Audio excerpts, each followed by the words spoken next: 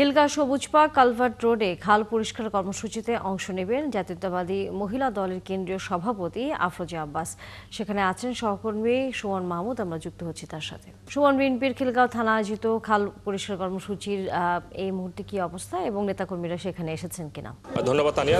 আপনি জানেন যে 2018 সালে ওয়াসার কাছ থেকে দুই সিটি কর্পোরেশন যে খালগুলো পেয়েছিল তার অনেকগুলো অবহেলিত ছিল বেশ কিছুদিন ধরে। কিছু খাল আছে যেগুলোতে কখনো আসলে উন্নয়ন কাজ শুরু হয়নি।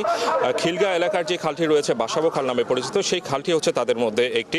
আমি যদি একটু পিছনে দেখাই, সেখানে হচ্ছে যে পরিচ্ছন্নতা কর্মীরা তারা আসলে কাজ করছে খালটিকে আসলে পরিষ্কার পরিচ্ছন্নতা করার জন্য, এবং এই খালটিতে আসলে কঠিন বর্জ্য জমে আছে, যার কারণে এই খাল দিয়ে আসলে পানির প্রবাহ নাই বললেই চলে, এবং এই আশেপাশে যারা আছেন তারা আসলে এই খালগুলোতে ময়লা আবর্জনা ফেলে সেটিকে একদম ভরাট করে ফেলেছেন, ফলে পানির প্রবাহ এই পাশে দিয়ে হচ্ছে না।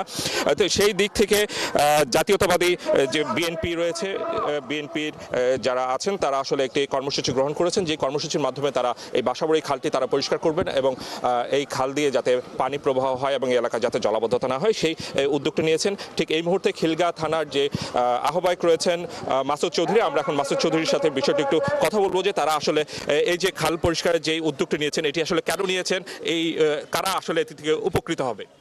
বিসমিল্লাহির রহমানির রহিম। শহীদ প্রেসিডেন্ট জিয়াউর রহমানের খাল খনন কর্মসূচি আগে ছিল, খাল পরিষ্কার পরিচ্ছন্ন এই কর্মসূচি আগে ছিল।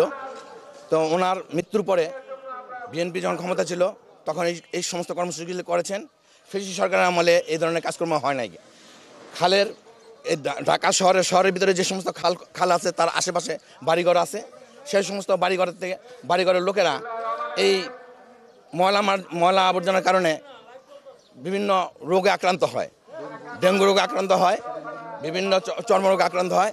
এগুলোর থেকে পরিত্রাণ পাওয়ার জন্যই বাংলাদেশ জাতীয় দল বিএনপি দেশনেত্রী বেগম খালেদা জিয়ার হাতকে শক্তিশালী করার জন্য, জনগণকে সেবা দেওয়ার জন্য এই কর্মসূচি নিয়েছে। জনগণ যেন অন্তত শান্তি পায়, এই সমস্ত বিভিন্ন রোগ ব্যাধি থেকে মুক্তি পায়। ধন্যবাদ আপনাকে।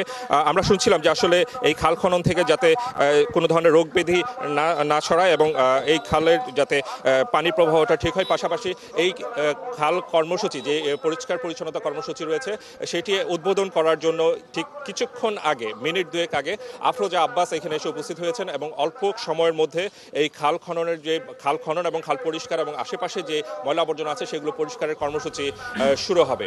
তানিয়া, ধন্যবাদ। সুমন মাহমুদ যুক্ত হয়েছেন আপনি আমাদের সাথে। নিশ্চয়ই আমরা ফিরবো পরবর্তীতে আবারও। দর্শক, সহকর্মী সুমন মাহমুদ ছিলেন আমাদের সাথে।